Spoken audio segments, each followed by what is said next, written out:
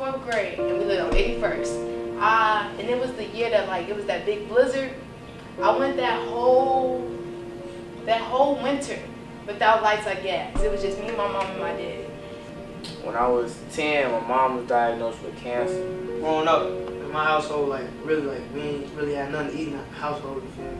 So my mama really couldn't get us nothing to eat. So while she was going through that, my dad, he was a real good leader to me, and he showed me how to be a true man, because he stood there with her through the whole process.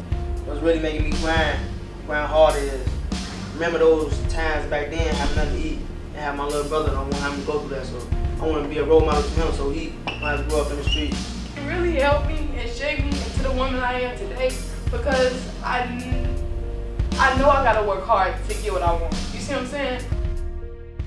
My name is Bennie Henry. I'm the executive director and the founder of the support group. Within the last 2 years, I've taken my time and connected and gotten partnerships to where I created a concept called the Peace Ambassadors. I piloted this summer in 2 schools, Kenwood High School and Julian High School.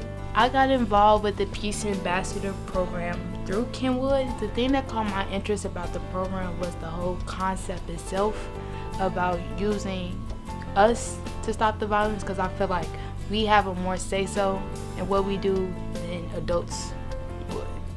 The gangbangers are in this school, gangbangers are in any school. The only way I'm gonna get to them is that I gotta get through they gotta get them through their peers. I think the whole aspect of the students teaching students, I think that's what got me hooked, because when a student teaches another student, they can relate better than to actually have a parent or an adult relates to a student. The age range that we're in, the group that he picked, we're very influential. So if people our age are saying that, we're trying to do something about the problems around Chicago, like, the violence, police brutality, and, racism, things like that, then I feel like other people our age will get interested, because it's like, okay, we see somebody working towards trying to fix this. In this program, it's a basketball component and a business component. When we're not playing basketball, we're working on our skills, doing drills and fundamentals. We're in a classroom, going over basically how to start your own business, how to make profit off of it and live off your business.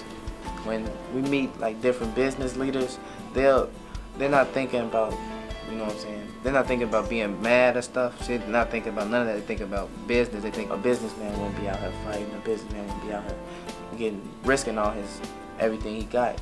A businessman wouldn't be out here just strictly on business.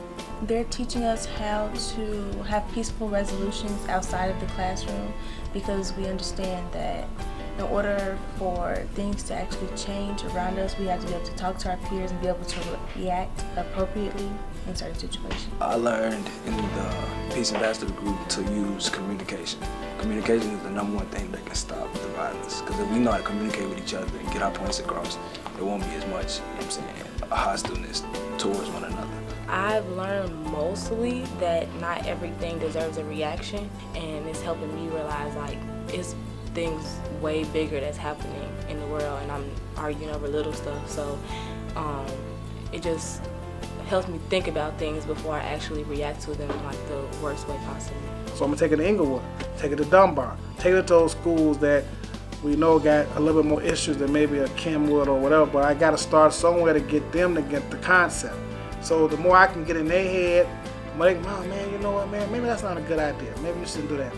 Perhaps that's what I'm hoping, how we get deeper into that group of individuals that is a problem.